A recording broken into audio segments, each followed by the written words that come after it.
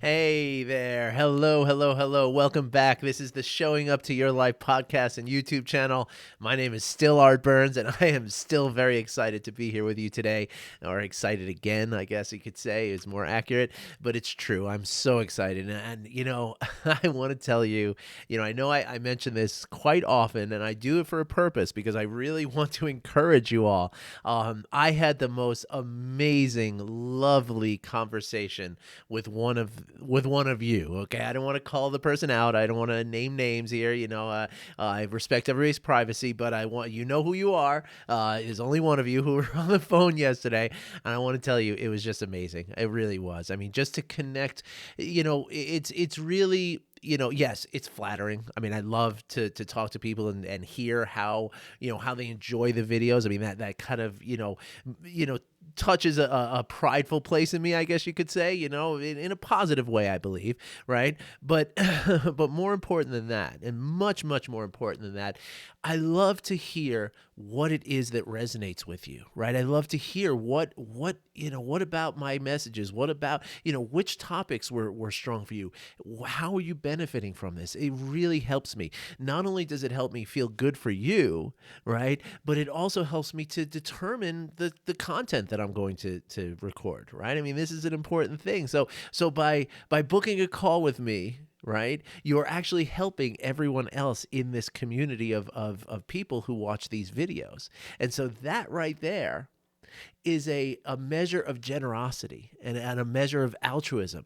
And that is integral to what we're going to talk about today. Today is the moment we've all been waiting for, right? And for the last couple of days, I've talked about the 3 levels of happiness, right? Or the 3 levels, 3 depths of happiness. And so on Tuesday, we talked about how, that first level of happiness is simply about, feeling more positive emotions than negative emotions, right? It's just very simple. It's a mathematical equation, right? But it's not under your control so much, right? It's hard to feel happy when you're looking at your flat tire in front of your house, knowing that you got to get to work, that kind of stuff. So that first level of happiness, while it's very, available to us most of the time, right? It's very fickle as well, right? And or maybe not fickle isn't the right word, but it's susceptible to outer influences, right? That are beyond your control. Right. And so therefore it's a very unsustainable kind of happiness. Right. When we go a little deeper into that second level that we talked about yesterday, which is kind of, evaluating your life. And there's actually a good practice that I should share with you. I'll share it with you tomorrow because I'm going to have a lot of practices for you tomorrow.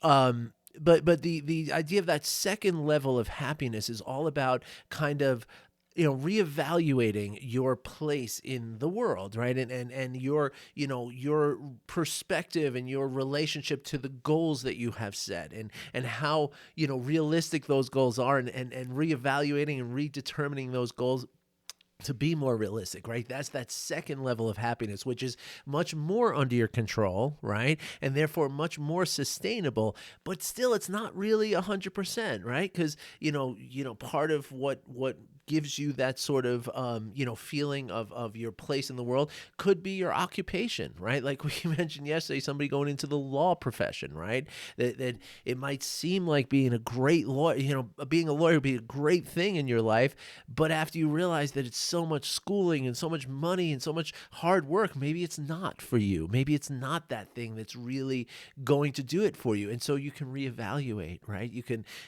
instead of becoming a lawyer, maybe you can become a sort of a civil advocate of some sort, or community organizer or some sort, right? Like the same thing that can, give you that same, or I should say satisfy that need that you have for doing that impactful thing, but doing it in a way that is more, amenable to your, lifestyle, how you feel like you can live, right? And so that level of happiness is, again, I'm sorry, I think I got a little digressed here, but the idea then is that, you do have much more control over that, right? But not 100%, right? Like there's no 100% of that at all, right? Like you could, lose your job. You could, something something could prevent you from doing your job, right? You might have an accident of some sort, right? And so it's that reevaluating that is a constant thing, but that's also, it's going to come up and down, right? It's going to change over time, right? So that second level of happiness is much more sustainable than that first level is, but it's still not complete, right? There still are going to be circumstances that could impact that happiness, right? And draw you away from that happiness, right? And so that's where we get to the third and final depth of happiness, right? The real, we're getting down into the roots here, okay? And so this level of happiness, right, which is the most sustainable, the most stable, and the most, lasting level of happiness, is the kind of happiness that comes from having a sense of purpose in your life, right? Or meaning to your life, right? Now again, that might call to mind something along the lines of, when I was thinking about this a while back, I was thinking, well, if we say that only people who have, deep meaning in their lives or purpose in their lives are the only people who can be happy, well, then that indicates that, like, only people whose job it is to, like, save lives, like doctors and surgeons and things like that. Like, those are the only people who could be happy. But we know that's not true, right? And so let's talk about what it means to have meaning in your life, right? Because that's the trick, right? Because the thing is that it's not that you have to have some kind of occupation that has this sort of higher purpose baked into it, right? You can find a level of higher purpose or a level of meaningfulness in whatever it is that you do, right? And again, it's not, when I say a sense of purpose and a sense of meaning in this, it's also this level of happiness also includes, being attached to something that's bigger than you. Right. So in other words, if, and I remember this from one of my early teachers who said that that he was in a boardroom. He does, corporate work. Right. And he was in a boardroom with a bunch of, sales executives from this pharmaceutical company. Right. And he went around the table and said, okay, why are you here today? Each person, he says, why are you here at this meeting today? And most of them were saying things like, well, my region, the sales are not great in my region. I'm a little worried about my career. So I figured I better be here to try to do whatever I can to save my career, right? Or another person might say, well, I'm just here because it's my job to be here. I'm supposed to be here. Like, I kind of required to be here, right? If I want to keep my job, right? And so the answers were along these lines. Right? Like, it's my job, it's my money, it's, it's all this. And after he went around the whole room, he said to all of them, he said, you are all either on your way to burnout or you're not, or you're already experiencing burnout. And furthermore, he said, your lives are in all likelihood very mediocre with just flashes of happiness interspersed. But none of you are truly happy. I mean, can you imagine saying that to a group of executives? I mean, whoa, talk about guts, right? But he was right? Because the thing is that if all you're doing, right, if you get up every morning and the only purpose that you have is to just go to work, just so that you can make money to pay your bills, it's just not enough. It's not enough for you to be truly happy. And in all likelihood, you are going to burn out, right? Because it's the happiness, it's the enthusiasm that people have for their work that prevents burnout, right? And also being attached to something bigger than just the paycheck, right? Like, that's a huge aspect in burnout, right? Which burnout is kind of the absence of happiness, right? I mean, it certainly includes that, right? And so there's another story that I like to tell in this at this point, right? To kind of illustrate how, whatever it is that you do as a job, you can find meaning to it. Okay, so back to the story about my teacher, right? When he was in this boardroom, right? So he said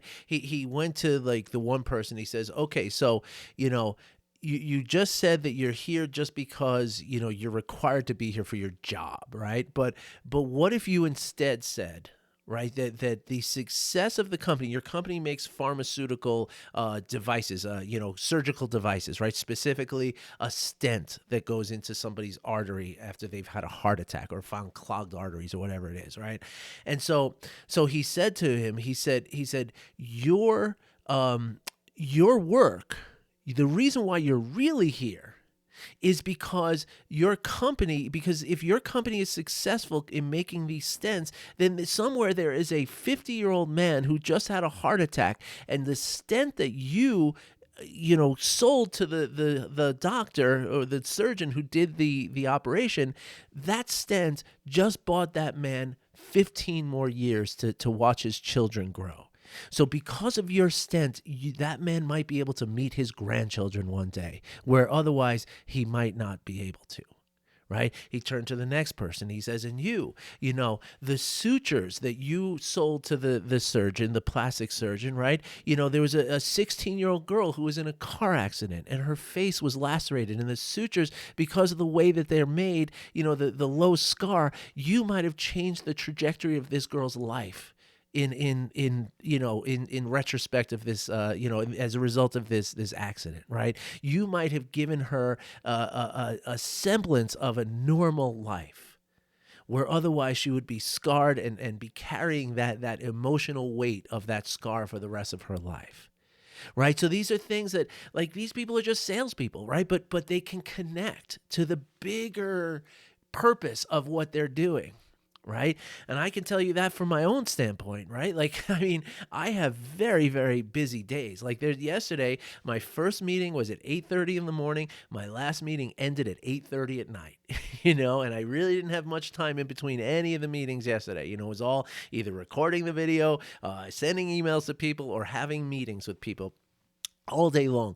Now, any other job I've had where I had to work 12 plus hours a day, I mean, I don't care if it was in an office or in a restaurant, on my feet all day, it was tiring and it was exhausting. But you know what? When I got done yesterday, I felt like I was like high on something. I was so excited. I could, it was like I could have run a marathon the way I felt after a 12-hour day yesterday, because it's not just about, earning money to pay the bills, right? It's about the impact that I'm having on you and the impact that I'm having on my clients, and watching my clients, knowing that my clients are benefiting from the work that they're doing, that I'm teaching them. But even beyond them, right? Their spouses, their children, their friends, their parents, all the people they touch in their lives are all benefiting from this work that we're doing together. Right? So when I put it in those kind of contexts, well, I feel like I am, full of purpose, right? And this just brings, like I said yesterday, it's like having an ocean of happiness within you that's always there for you. Now listen, just a week ago or 2 weeks ago, I don't even remember. I think it was last week, but you heard me, man. I almost cried on one of these videos, because I was talking about this atrocious act that somebody committed 20 miles from my house at a supermarket. Somebody shot 10 people at a supermarket. I wasn't smiling through that. I was feeling a great level of despair over that. And I allowed myself to feel that despair. And the reason why is because I know that beneath that despair is the safety and the warmth of this happiness, that when I resolve this despair and I resolve the fear and the anger that came with all of that once that's all resolved, what's going to be left is, again, this deep ocean of happiness that I can always return to. I'll give you one more example, okay? This is the story I was going to tell you a second ago. There's a famous story, kind of famous for me, I guess, a story about John Kennedy, President Kennedy, touring the Cape Canaveral space station, where they launch the rockets, right? Or where they build the rockets, I guess. Build and launch. Anyway, in Cape Canaveral, Florida, that's where John Kennedy came out in like 1960 and said, in the next decade, we're going to put a man on the moon, right? And he inspired the whole country to do that. They spent a whole lot of money to establish NASA, build these, amazing things, and, had computers that would fill this whole room. And, there was a great movement to do this, right? And everybody was in, right? And so the story goes that John Kennedy was touring the Cape Canaveral facility, right, after it was all finished being built and everything. And he's talking to a group of the scientists and schmoozing or whatever. And as he's talking to them, he sees the janitor walk through the room, right? And so he says, "Excuse me, everybody." He walks over to the janitor. He puts his hand out. He says, "Hey, I'm Jack Kennedy. What's your name and what do you do here?" You know what the guy said? He said, "My name is," I don't remember the guy's name. "My name is Ralph, Jones, and I'm helping to put a man on the moon." He didn't say, "I'm just here sweeping the floors." He didn't say, I'm here just because I need to, pay my rent." He didn't say, "I'm just the janitor," right? What he said was, "I'm coming to work every day because what I'm doing here is helping to put a man on that moon, just like you told us that we're going to do, Mr. President." And so that man is a happy man. You can believe it, right? Because again, he is attached to a higher purpose. But now here's the thing, right? Again, as I'm saying this, you might start saying to yourself or thinking to yourself, well, Art, we're not putting men on the moon anymore. So like what, I don't have anything. I don't work for a pharmaceutical company. I'm not, I don't have access to this kind of thing. So what do I do? How do I have purpose? Pardon me. And that's where I come back to the fact that, as I started to say earlier, pardon me, it's not, it doesn't have to be these grand things that are happening. Pardon me. In fact, there are millions and millions of little micro moments in which you can feel your sense of purpose, your sense of meaning. And that comes from helping others. Right. And what do I mean by helping others? Yes, it could mean, when you see, I grew up in apartment buildings. Right. So when you see an old lady trying to carry a bag of groceries up the stairs, right, or an old man, you take that groceries from them and you walk that to their house. Right. Just like yesterday, I saw a guy, a neighbor of mine out here, right, who was an adult with his two sons who were maybe about 13 years old. They were so cute. They were trying to move a bookcase off the top of the car and into their apartment, right? And I was taking the garbage out, so I happened to be passing by when they were doing this, and I'm looking, and these two kids were like, "I'm dropping it, Dad, I'm dropping it." It was so sweet. They couldn't do it. They were trying, but they couldn't do it. I was busy, but you know what? It's 2 minutes. So I got under there, I held it up for them, and I helped them carry it into the house, right? I'm not singing my praises for that, but doing that it gives me a feeling like, what did that father and his sons talk about after I did that, right? Was that a lesson? It certainly was potentially a lesson for that father to say, "You see what that guy just did? That's what you should do too." When you find somebody who's struggling with something, you stop and you help them, right? Because it's important, right? So there's those kind of moments. But there's also, it doesn't even have to be something helpful, right? Like when you go to the grocery store, right? And you're at the checkout lane, right? You can say something to the effect of, "Gosh, I really appreciate you helping me today. I know it must be hard, wearing this mask all day and standing on your feet all day. I just want you to know how much I appreciate you." Right? That little micro moment when you make eye contact with that person and you feel that connection to that person. And as I told you, this is a very deep thing, these connections, right? When you really connect with someone, you are actually you're refining, or the words escaping me, but you're influencing in a positive way your heart rhythms and the other person's heart rhythms. So literally just a 30-second connection that we have with somebody, a half a minute, even less than that, is something that is benefiting you and them, right? So if you know that, right, the person doesn't know that, right? She or he doesn't know that your heart rhythms are linking up and that you're actually making her or him more healthy. They don't know that, and they don't need to know that. You know that, right? And so when you have that opportunity, you take the opportunity. And those opportunities are all over the place, right? It's that connection that we can have to one another, right?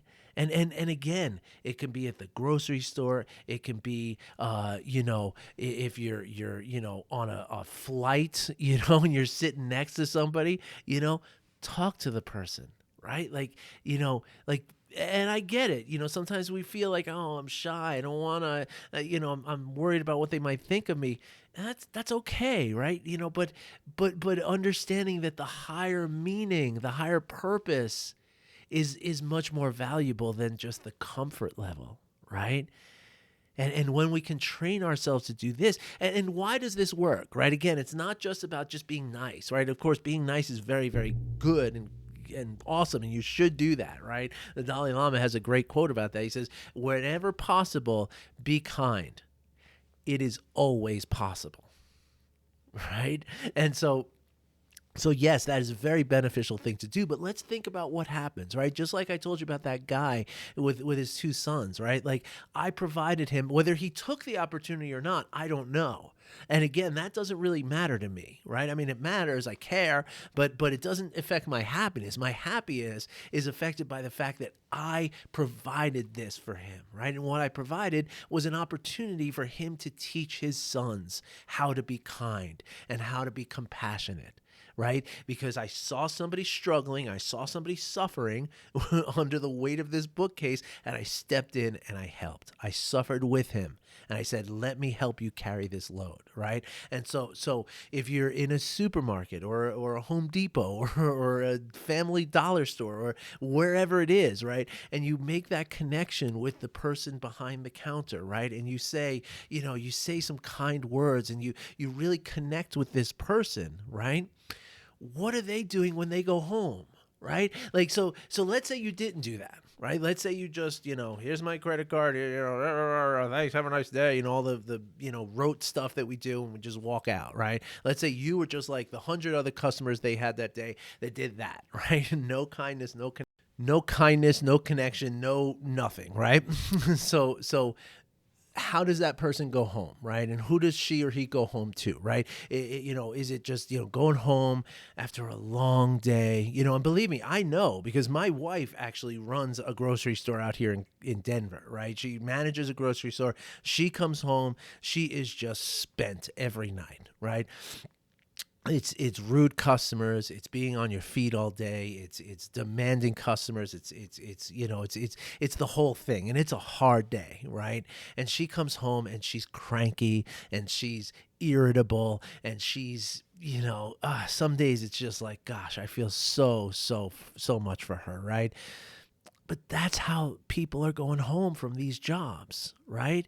That's the thing, right? That's someone who works in a call center, right? Or an IT, administrator, right? These people are known to have just enormous levels of stress because they're responsible for such a high level of performance, but they have such little level of control, right? Like the person at the call center, I mean, you never know who you're going to get on the phone in a call center, right? And most people, when they're calling a call center, something's wrong, right? And so they're not happy already, right? And they're most likely, very much likely, to be rude, to be dismissive, to be even angry and mean, right? And so when these people go home, that's what they're bringing home. And you know what? They're coming home to a family, to a spouse, to friends, or to roommates, or to pets, right?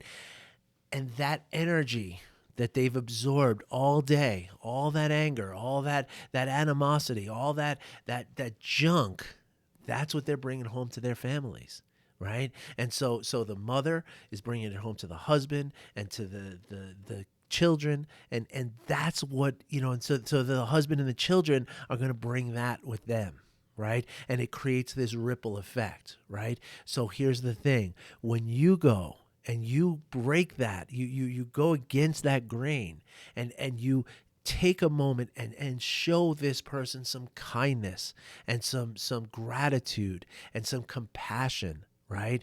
Which again, that's, I'll tell you exactly how you do that, just so you know, okay? You walk up and you say, the compassion is to say, it must be really hard what you're doing here. I know that, there's all kinds of customers, probably people telling you don't need the mask. They get angry at you because you're wearing a mask, and I know that must be really, really hard. That's compassion, right? You're suffering with the person. You're identifying their suffering. You're acknowledging it, and you're standing with them in that suffering, right? Like, I see you. I'm with you. I hear you, right? That's the compassion. Now, gratitude is to say, I'm really grateful for you doing this. Thank you so much.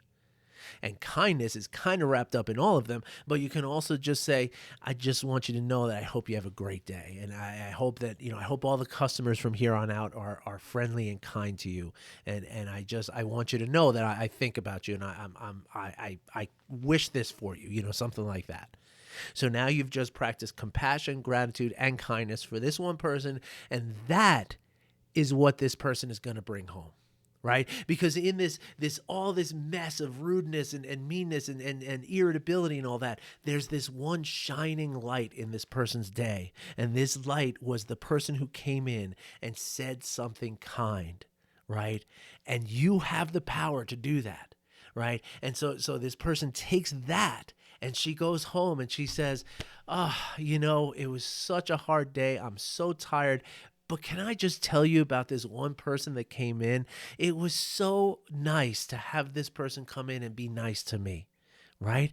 And now that's what the husband and the children, or the wife and the children, or the partner and the children, whatever it is, that's what they're taking, right? So that ripple, becomes something different that's rippling out, right? It becomes a ripple of kindness, and a ripple of compassion, and a ripple of gratitude, a ripple of positive emotions that impacts not just that person you're talking to, but it impacts their family and their friends, and their family and friends go and impact more people, right? And that's how it ripples out. And so just think about the meaning and the purpose included in that, right?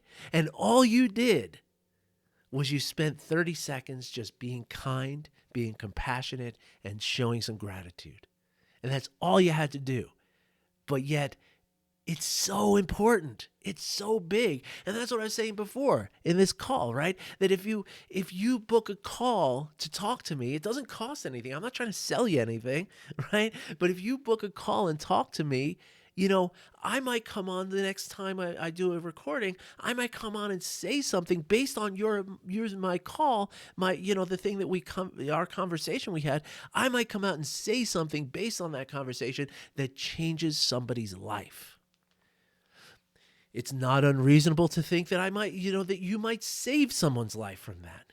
There could be someone out here listening who is contemplating suicide. And it could be one thing that you say or one thing that I say that changes their mind. That is not unreasonable to think of. And so just think about that, right? So you don't have to be a doctor to save lives. You don't have to be a politician to impact many lives. You can do it in micro moments, right? The great folk singer Pete Seeger, he used to actually live in the same town as me, and I actually he this is a big deal for me. He actually asked me to help him carry his banjo like 2 blocks to a place where he was playing one time. That's like I was like, oh, I'm like a little kid, But Pete Seeger, look him up. He's a really, really famous and amazing folk singer and political activist for civil rights, and a big dude, awesome guy. He has a quote that says, "The world will be saved 1 teaspoon at a time." And this is what he's talking about, right? Each of us can inject a teaspoon of kindness, a teaspoon of gratitude, a teaspoon of compassion in virtually hundreds of instances a day, right? Like you literally have so many opportunities to do it, right?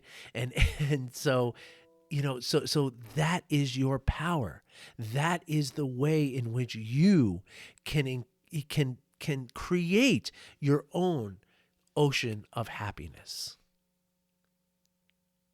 Now, tomorrow, I'm going to go over some other, kind of thoughts, it's kind of practices of, specific journaling practices and things like this that you can, use to kind of inspire yourself to find, some sense of meaning and purpose and stuff like that, and so I'm going to send that to you. I'm going to go, I'm not sending anything. I'm going to record it here. But before we get there, know that it's important to realize that it's when you're having a bad day yourself, which you're entitled to have a bad day, right? You're entitled to be, like if you got stuck in traffic and you you had a fight with your spouse, or you something happened with your job or something like that, you're entitled to not feel, hey, look at me, I'm happy guy. It's okay. Like I told you a couple of weeks ago or last week with the shooting out here, right? Like I was feeling a weight of despair through that. Right? And it's okay to feel that. And here's the thing though, right? When you're feeling not positive yourself, then it's going to be less likely for you to take these opportunities to spread the kindness and spread the compassion and spread the gratitude, which is again part of that meaning, right? That you can have that purpose in your life to be that person who's going to inject that into as many people as you can, right? But the thing is that when you're having that downtime, when there's a mass shooting on TV, or a president gets elected who you think is going to ruin everything, when these things happen in your life, it's okay not to feel that inspiration. And in those moments, that's where you're not going to do it. That's why we practice it. Right? So what I'm going to suggest to you, and this is something I've worked with lots of clients on this, and it's been a real winner for every single one of them, right? We all go to stores, right? And so this is a perfect opportunity, right? We go to the grocery store, we go to the, even the liquor store, the cannabis store, if you live in a state like Colorado. We go to restaurants, we go to laundromats, and maybe, I don't know if anybody goes to laundromats anymore, but anyway, we have all these opportunities to interact with other people, right? And specifically with people who are, working, right? And it's their job to stand there all day and to do this work, right? So what I'm going to suggest to you is that you create a little systematic approach to this, right? So every time you go into a store, right, find an employee and do what I described, something along those lines. There's no magic way of doing it, and it's okay if your wording is a little different and all. Fit it to yourself. Be you when you do this, right? But find an employee and express compassion, gratitude, kindness, right? And if you're feeling up to it, do it for as many employees as you can find, right? And what happens then is as you start to do this over and over, right? If you go into stores, say 2 or 3 times a week, right? After a few weeks, this is going to start becoming habit, right? Habits, as you know, as I've talked about here, maybe you've missed it, but habits are created and sort of based on 3 elements, right? There's the cue, there's the process, and there's the reward. So your cue is walking into a grocery store or any kind of business at all, right? Any place that you're going where there are employees standing there, working, that's your cue. The process is to find X amount of those employees. If you want to say it's 1, if you want to say it's 2, if you want to say it's as many as you can, whatever that is for you, that's your process where you go and you express your compassion, your gratitude, your kindness to those people. And then the reward is going to be that feeling you get because it feels really good. All right. And so after just basically they say it's about a a 4 to 6 week process, right? That's doing it every day. So it might take a little longer if you're only going twice a week. But, many of us, like I go into some store, it feels like every single day, right? Whether it's the store or the post office, the DMV, again, it's all kinds. It doesn't have to just be grocery stores, right? And what happens then, it becomes habit after a few weeks, right? And so now I go into stores and I can't help myself. Like I don't even think about doing it. It just happens. And then it happens with everyone, right? And that's what leads you to the point where you see somebody struggling with a bookcase and these two 13-year-old kids are about to drop this bookcase on the ground. You go over and help, right? Because that's your habit now.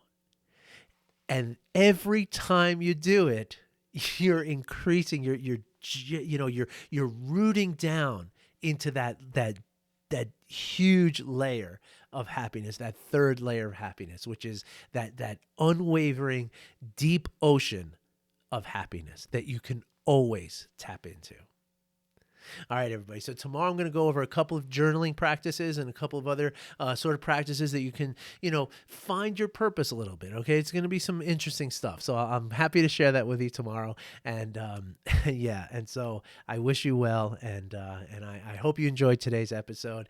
If you have any questions, and as you know, even if you don't have any questions, book a call with me. Let's talk. Okay. Thank you, everybody, and I wish you well. I'll be back again tomorrow. Take care.